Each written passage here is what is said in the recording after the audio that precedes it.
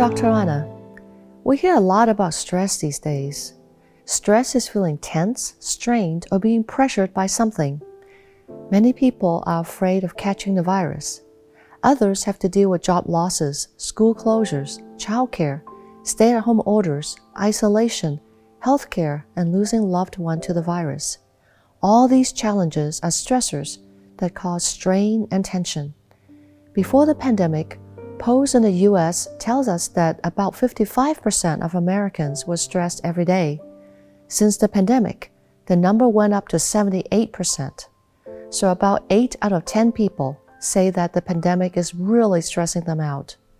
Most of us can cope with temporary stress and then recover.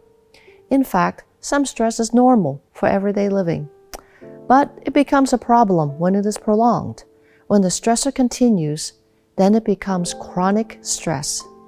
We're under chronic stress right now when the pressure doesn't let up and we have to deal with multiple stressors day in and day out. Chronic stress damages our health, our relationships, and our general well-being. It can turn into anxiety, and when anxiety affects us daily and doesn't go away, then it can become a mental disorder needing treatment. There is another video called Overcome Anxiety. If you have not viewed it yet, I invite you to do so. In this video, we will focus on how stress affects different age groups. For children and teens, the main stressors relate to school, friendships, and family. Warning signs that something is wrong include bad grades, physical complaints, and not getting along with others, and misbehaving. As a result of the coronavirus, many schools are closed throughout the world and students have to study at home. Many are required to continue their education through remote learning on the internet. If this is happening to you or your child, it is particularly stressful. With school closures, a majority of parents in the U.S., 71%, say that managing online learning with their kids is really hard, and they are worried how it will impact the social development of the children. Over half of the parents, 55%, say that the child has caused more trouble by misbehaving since the pandemic. On the student side, about 81% of American teenagers say that school closures impacted them negatively, and 52% say that they're less motivated to do schoolwork. If you're a parent, I really feel for you, because so much depends on you at this time. In helping your children, especially if their school is closed, one important strategy is to talk with them about why schoolwork is important and your expectations for them. Set up a daily structure at home. Set up clear home study rules and expectations. For young kids with short attention spans, they will need more frequent breaks. Break down assignments into smaller chunks. It is also helpful to have rewards. Rewards can be praises for good behavior. You can make comments like, "Good job, it looks great," or "I'm proud of you." Or you can give tangible rewards like a snack for a job well done. If your child has a temper tantrum, then teach coping skills like breathing exercise, taking a time out, or counting backwards. If your child misbehaves, apply negative consequences like taking away a favorite toy, TV, or video games for the day. Empathy and support will go a long way. Your children are trying to get used to a new norm. Let them know that feeling some sadness and stress is normal. Find new ways to celebrate milestones.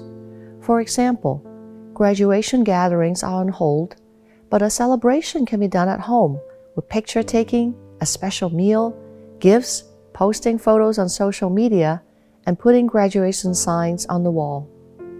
If there are teenagers listening, you are going through a hard time. It's hard to have sporting events canceled, parties put on hold, and you can't even hang out with your friends anymore. But you can still maintain connection with friends through social media, phone calls, games or apps, and friendly virtual social competition. It can be fun to create a little competition with schoolwork, such as competing to be the first to finish an assignment or competing to get the highest grade on a quiz. The winners can be posted on social media. And keep engaging with your church youth group. Many groups have weekly online meetings. For young adults ages 18 through 23 or Generation Z, the main stressors have to do with school if they're in college, work, career, family, friends, peers, and dating. They're starting adulthood when the future is uncertain. Of all the adult age groups, Gen Zs have the highest level of stress. Over 60% in the US say they're depressed and anxious, and about a fourth started using or use more alcohol and drugs since the pandemic. Stay-at-home orders are especially hard for Gen Zs and add to the growing sense of loneliness. For young adults who are watching right now, you need a system of support, like a safe person you can talk to on the phone. This person can be a friend, a church leader, pastor, teacher, or counselor. Sometimes a school or church offers counseling, like a student counseling center or a church online support group. If you're thinking of using alcohol, drugs, or substances, know that they only make things worse. I have talked with hundreds of folks who damage their brains, bodies, careers, and future that way. Once a person starts using alcohol or substances, they get on a slippery slope. In the beginning, everyone thinks that they can dabble and stop anytime. That is a lie, because every time a person uses substances, the brain gets more and more dependent on it. That's how addiction develops. Here is a PET scan of normal brains on the left and of addicted brains on the right. Notice the red color in the normal brains are missing in the addicted ones. Red indicates normal brain functioning. Lacking red means that the chemical processes in the brain are not working properly. This means that focusing, thinking, sleep, vision, movement, and memory may go out of whack. Initially, using alcohol and drugs may bring a feeling of relaxation. However, in the long run, they bring about anxiety, depression, and make stress harder to deal with. Various organs can also be damaged with prolonged use, such as the heart, liver, brain, and nervous system. Thousands of people have destroyed their lives with alcohol and substances. Don't let that be you.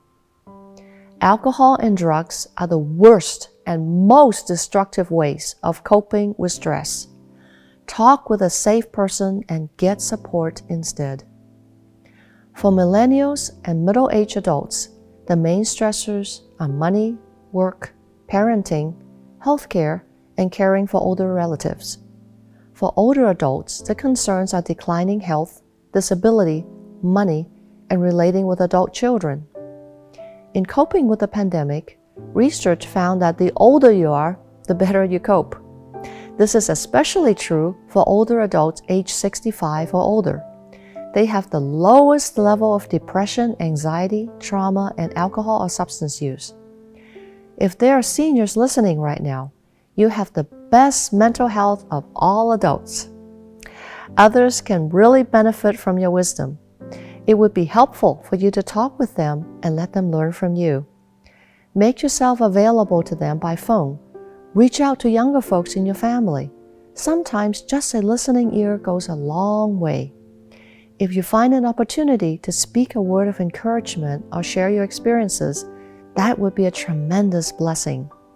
You can be the support and anchor that is so much needed right now. In this video, I talked about how stress affects different age groups.